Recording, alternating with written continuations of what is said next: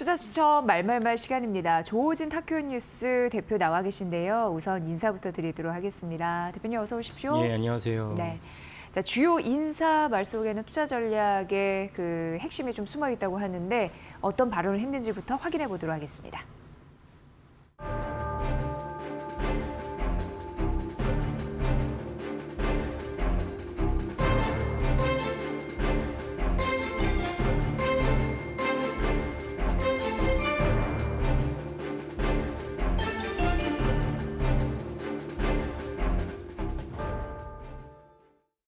네, 요즘 뭐 상당 부분의 이슈는 트럼프 대통령의 말에서 나오는데 중동 순방 이슈에 따라서 여러 가지 또 협력 관계 이슈가 나오는 것 같습니다. 그 부분에 대해서 말을 해봐야 될 텐데 첫 번째 순방지는 사우디아라비아였습니다. 예. 지금 그 이슈 관련해서도 주가가 좀 변동성이 있더라고요. 어떻게 그렇죠. 보셨습니까? 예.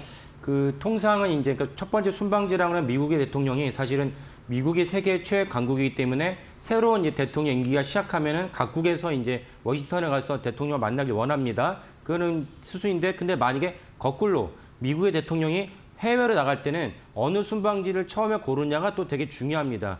그런 점에서 트럼프 대통령이 이제 그 급변하는 무역 정세와 본인의 어떤 관세 정책 또 이런 것들과 맞물리면서 어디 순방지를 처음으로 가느냐라고 이제 귀추가 주목됐었는데 그 사우디아라비아를 골랐습니다. 사우디아라비아를 골랐다는 것은 사실은 지난 1기 때도 트럼프 대통령이 지난 1기 때도 대통령을 하고 그 다음에 재선할 때 바이든 대통령한테 지고 다시 이번에 이제 4년 만 리턴 매치에서 그 백악관을 복귀했는데 지난 1기 때도 트럼프 대통령의 첫 순방지는 사우디아라비아였습니다. 그러니까 이번에도 사우디아라비아였고 두 번 연속 사우디아라비아를 골랐다는 것은 트럼프 대통령이 사실은 이제 다른 관점에서 국정을 운영하고 있다는 것을 또 한 번 알 수 있는 사실입니다. 왜냐하면 역대 많은 미국 대통령들은 모든 나라가 중요하죠. 왜냐하면 미국은 사실은 뭐 전 세계 최애 강국이라는 것은 그만큼 세계 곳곳에 있는 나라들과 밀접한 관계를 맺고 있습니다. 그 예를 든다면 그것이 이제 미국 전체의 어떤 풍토를 반영하는데 미국 최고의 신문이라 할 수 있는 뉴욕타임스 같은 경우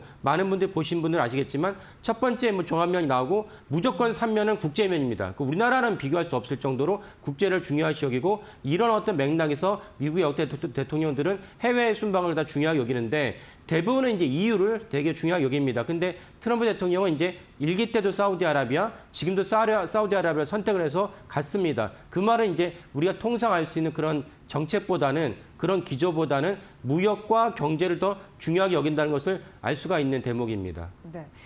그 이번 순방에서 사우디 같은 경우에는 6천억 달러 그리고 이제 두 번째가 카타르잖아요. 그렇죠. 여기가 이제 2천억 달러 있었고 또 가만 나온 이슈 보니까 아랍에미리트 UAE에서 뭐 280조 원의 뭐 AI 관련해서 협력을 했다 뭐 그런 이슈도 상당하게 지금 나오고 있죠. 그렇죠. 그러니까 그 3개국을 돌면서 정말 우리나라 같은 규모에서는 정말 입이 떡 벌어질 정도의 그 잘 와닿지도 않는 뭐 사우디아라비아, 그다음 카타르, 그다음에 오늘 새벽에 나온 뉴스는 이제 마지막 순방국 중동 마지막 순방국이었던 UAE에서는 뭐 1조 달러가 넘는 돈을 UAE가 뭐 10년간 투자하겠다. 10년이라는 말은 사실은 트럼프 대통령 임기가 끝나고도 적용되는 것 때문에 사실은 얼마만큼 이제 10년에 그 1조 4천억 달러를 투자할지 모르겠지만 그래도 어쨌건 명목적으로는 이제 그 1조 4천억 달러 투자하다가 발표를 했으면서 이런 식으로 하다 보니까 사실은 트럼프 대통령이 아까 제가 서두에 말씀드린 대로 왜 사우디와 중동을 첫 순방지 골랐다는 걸 알 수 있고 그만큼 트럼프 대통령은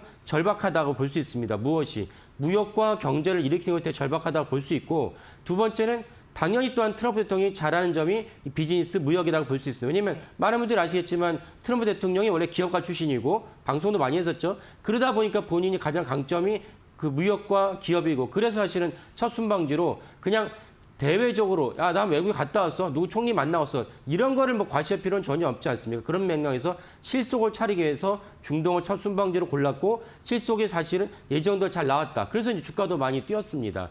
이렇게 본다면 이제 향후 트럼프 대통령이 그 남은 정책 기조, 뭐 지금 겨우 100일 지났는데요. 남은 정책 기조가 지속적으로 계속 무역과 경제, 인플레이션을 어떻게 저감할 것인지에 대해 초점을 맞출 것이다라고 이제 예상할 수 있겠습니다. 네. 근데 약간 좀 특이했던 부분이 중동의 첫 순방지로 사우디아라비아를 택했는데 예. 과거 정부, 그러니까 바이든 정부 때에는 사이가 그렇게 좋지 않았잖아요. 그렇죠. 껄끄러웠잖아요. 예, 예. 근데 이제 기조 변화가 있는 건지 뭐 새 정부니까 새 그릇에 담아야 되는 거는 예, 뭐 예. 마땅하지만 어떻게 보셨습니까?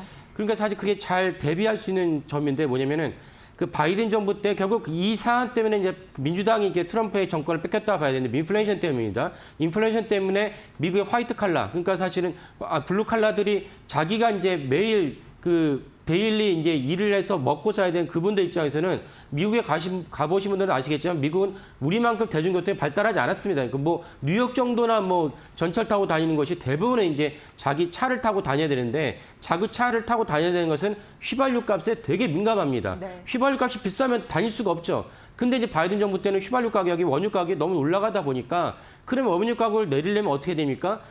사우디가 세계 최강국 중에 세계 최대 원유 수출국 중에 하나니까 사우디를 찾아가서 바이든 정부가 직접 찾아갔어요. 바이든 대통령이. 그래서 원유 증설을 요청했는데 이런 이제 거절을 당했습니다. 참 미국 대통령이 이렇게 수모를 당한 적 있나 싶을 정도로 참 민망할 정도로 그 바이든 대통령은 이제 사이드에서 야멸차게 이제 대접을 받았는데 그 왜 그랬냐? 그때 이제 그 직전에 이제 빈살만 왕세자가 사우디아라비아가 사실 이제 그 독재 정권이죠. 민주주의라고 얘기하지만 민주주의를 할 수 없는 그런 정부인데 거기서 이제 반체제 언론인 카슈카지를 갖다가 이제 그 빈살만 왕세자가 이제 암살했다는 것이 미국에서 이제 발표를 했어요. 그러다 보니까 이제 바이든 대통령이 거기에 대해서 직접 본인이 이제 아주 격렬하게 비난을 했습니다. 그 직후에 어쩔 수 없이 인플레이션 때 어쩔 수 없이 사우디를 찾아갔더니 아까 말씀 빈살만 왕세자가 뭐 거기 왜 왔냐는 듯이 너 누구냐는 듯이 그런 식으로 이제 야멸차에 대하면서 전혀 증설하지 않았습니다. 그래서 원유 가격이 올라갔고 인플레이션 잡을 수 없었고 이런 맥락이 있었는데 이거를 트럼프 대통령이 모르겠습니까? 알죠. 아는데도 불구하고 사실은 그 문제는 이제 차지해 두고 왜?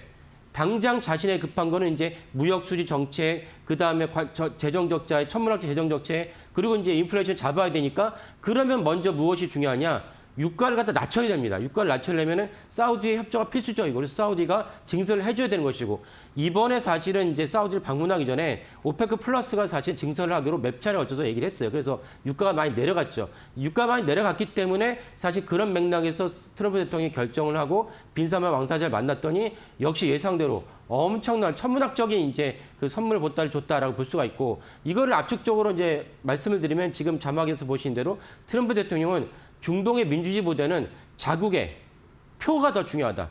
블루 칼라들이 사실 수천 킬로미터 떨어진 사우디아라비아의 민주주의 독재는 상관이 없고 그게 무슨 의미가 있겠어요. 그러니까 내가 당장 먹고 살 만한 배부르고 등 따뜻한 이런 정책이 필요하기 때문에 트럼프 대통령이 그런 실리를 찾고자 빈살만 왕세자의 잘못된 정책에서는 이번 단어 하나 얘기하지 않고 철저하게 실리적 정책을 추구하다 보니까 이렇게 엄청난 선물을 받았고 그래서 당분간은 이제 그 사우디와 미국의 관계는 되게 공고할 것이다. 그래서 아까 처음에 저희 코너 시작하면서 트럼프 대통령이 얘기했던 사우디와 우리가 또 다른 스텝을 갈 것이다 라고 말한 것이 실질적으로 의미 있고 그 부분은 이제 되게 견고하다라고 볼 수가 있겠습니다.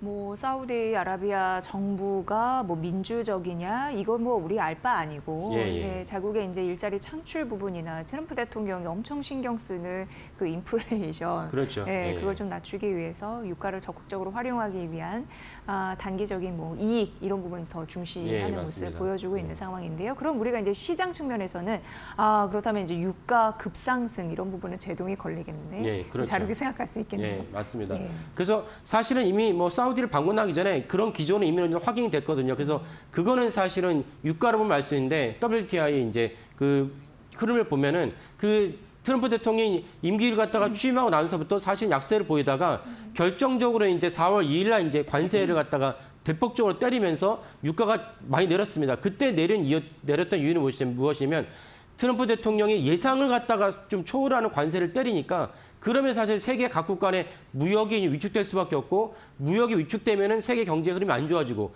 누군가 열심히 일을 해서 석유를 갖다 유가를 갖다 원해야 되는데 수요가 있어야 되는데 그렇다면 이제 수요가 줄어들다 보니까 유가가 내려갔습니다. 근데 WTI가 사실은 이번에 중국과의 관세가 어느 정도 해결이 됐다 치더라도 그 이상으로 더 올라갈 것 같지 않습니다. 왜냐하면은 아까 말씀대로 사우디와의 관계가 이제 어느 정도 회복이 됐고 그러면 이제 사우디를 비롯해 오페크 플러스가 트럼프 대통령 주도에 따라서 이제 유가를 갖다가 원유를 증설한다면 예전과 같은 뭐 80달러, 90달러는 도래하지 않을 것이라고 볼 수가 있습니다. 그 또 다른 것은 사실은 트럼프 대통령 화석 연료를 너무나 좋아합니다. 무슨 뭐 화석 연료 때문에 뭐 지구 온난화, 뭐 친환경 이런 것은 역시 동일하게 트럼프 대통령은 중요하게 여기지 않기 때문에 쉐이크가스를 또 엄청나게 파헤치고 그리고 우리나라한테 요구한 것이 무엇이 우리나라 일본에 요구한 것이 알래스카 LNG를 개발할 테니까 너네가 참여를 해라. 너무 규모가 커서 우리나라 일본의 이제 협조가 없이는 이제 정상적으로 이제 그 프로젝트가 시작하기 어려운 상황입니다. 이미 태국 정부에게도 의사타진해서 태국 정부는 그 알래스카 LNG에 참여했다 밝혔어요. 이런 식으로 트럼프 대통령의 또 다른 축은 무엇이냐? 어떻게 쓰든 이제 에너지를 확보해서 어떻게 쓰든 그 유가를 갖다가 증설을 해서 원유를 증설해서 유가를 내리겠다. 유가를 내려야지 관세는 트럼프 대통령 내내 일어날 거예요. 결국 중국과 90일간 유엔을 하긴 했지만 어느 날 갑자기 트럼프 대통령이 나 모르겠는데 다시 때려. 이러면 이제 관세 때문에 이제 결국은 인플레이션이 촉발할 수밖에 없고 오늘 이제 새벽에 있어도 우리나라 시간 새벽에 있을 때 파월 의장이 뭐라고 얘기했냐면은 공급망인 충격은 사실 지속될 것 같아요. 트럼프 대통령이 말한 것이죠. 그런 관점에서 트럼프 대통령이 또 다른 카드를 쥐고 있다. 어떤 카드? 인플레이션, 관세 때문에 인플레이션이 촉발할 수 있으니까 대신 유가를 내려가지고 인플레이션을 촉발하는 것을 어느 정도 상쇄시키겠다는 것이 트럼프 대통령의 보관입니다. 그래서 사실 이번에 사우디를 중요하게 여긴 것이고 아까 좀 전에 차트에 보셨지만 사실은 유가는 계속 내려가고 있었습니다. 그런데 이것이 옛날 같은 80달러, 90달러가 도달할 것이냐? 그 예상은 좀 맞지 않다라고 이제 보시는 것이 타당하겠습니다. 네, 정말 우리가 놓치지 말아야 될 게 파월 연준장이 장기물 금리가 지속적으로 높아질 가능성 시사한 거 그 부분까지 말씀해 주셨는데 굉장히 중요한 포인트입니다. 지금 유가 하락과 달러와 약세의 흐름도 나타나고 있잖아요. 그렇죠. 그건 또 어떻게 받아들여야 되나요? 달러 강세가 약세 이런 부분은 또 좀 이렇게 이끌고 가고 있는 부분도 있는 것 같고요. 그렇죠. 그러니까 사실은 미국의 역대 어느 대통령이 대통령 임기 중에 달러 약세가 됐었지라도 달러 약세를 용인하거나 기자들이 질문했을 때 나는 강달러 원해 이렇게 얘기했지 달러 약세를 갖다가 용인하거나 뭐 심지어 추진한 적은 없습니다. 그럼에도 불구하고 트럼프 대통령이 취임과 더불어 또 다른 흐름이 무엇이냐? 달러 약세입니다. 달러 약세라는 것은 우리나라 원화로치 원화가 강세해야 되는 것이고 그래서 우리가 이제 지난 12월 3일 날 계엄 때문에 그 갑자기 뭐 1,500원 돌파할 것 같아요. 저는 그 주에 이제 그 여의도에 있는 분들과 만나서 얘기를 해봤을 때 이제 1,500원 돌파는 기정사실이다. 그렇게 예상을 했고 저도 뭐 그 예상에 합리적으로 생각을 했습니다. 근데 사실은 1,500원 돌파할 것 같았지만 지금 주가 원달러 환율이 1,400원 왔다 갔다 하고 있습니다. 왜? 달러가 약세가 됩니다. 지금 이제 화면에 나온 차트가 뭐냐면 달러 인덱스 차트인데 달러 인덱스는 이제 달러를 갖다 대상으로 6개국의 환율을 갖다가 가중 평균을 해가지고 이제 그 상대적인 가치를 평가하는 것인데 트럼프 대통령 취임으로 달러가 지속적으로 약세를 이루고 있습니다. 트럼프 대통령은 달러 약세를 사실은 원할 수밖에 없어요. 왜냐하면 달러 약세라는 것은 미국 경제 입장에서는 당연히 생각해 보시면 됩니다. 수출하긴 편하고 수입은 어렵게 만들어졌습니다. 그런 것이 사실은 트럼프 대통령이 원하는 무역 수지를 줄일 수 있는 또 중요한 근간이 되기 때문에 달러는 기본적으로 트럼프 대통령 임기 내에 달러가 약세가 되지 않을까 생각을 합니다. 그래서 우리나라도 그 원달러 환율도 1,400원 밑으로 왔다 갔다 하고 있는데 사실은 이제 우리나라가 이제 중국의 위안화랑 이제 그 결합이 돼서 환율이 평가받고 있기 때문에 뭐 아시는 분도 계시겠지만 우리가 지난 이제 2000년 이후로 중국인이 부상을 하면서 우리나라 경제에서 중국이 차지한 비중이 한때는 뭐 30% 넘었다. 지금은 많이 낮아지긴 했지만 그러다 보니까 이제 외국의 이제 환시장 전문가들 입장에서는 한국의 원화를 갖다가 단독으로 이제 그 평가하기보다는 위안화랑 이게 결합을 해서 평가를 합니다. 그래서 우리나라 위안화랑 결합을 하다 보니까 그래도 예상보단 적게 내려갔을 뿐이지 만약에 위안화가 또 같이 이제 강세를 보인다면 그 우리나라 원달러도 더 내려갈 수밖에 없는 그런 구조를 갖고 있다라고 보시면 되겠습니다. 그러니까 더불어서 트럼프 대통령의 지난 100일 동안에 정책으로 생긴 거치 지표에서 큰 특징이 무엇이냐 두 가지가 유가는 계속 하락하고 있고 두 번째 달러는 약세이고 그래서 우리나라 원화는 이제 원화 환율 내려가고 있다. 이 부분을 갖다 우리가 이제 확인할 수 있고 이 부분이 지속할 것이냐 아니면 단기로 끝날 것이냐라고 판단해 보신 다음에 업종을 투자하시고 종목을 투자하시는 것이 좋겠다라고 말씀드리겠습니다. 네.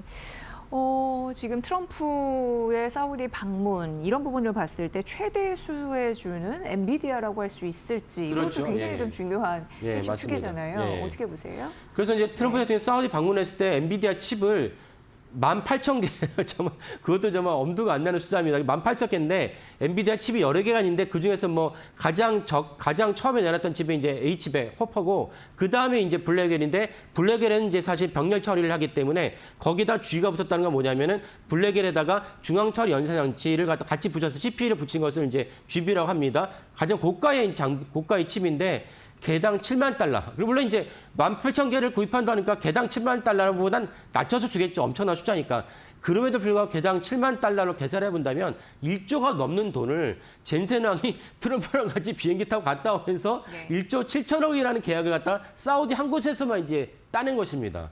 그래서 사우디 방문해서 18,000개 칩을 갖다 구매하기로 발표하니까 그날 엔비디아 주가가 5%가 올랐습니다. 그러면서 엔비디아가 사실은 5% 오르면서 시총 3조 달러를 갖다 다시 회복을 했어요.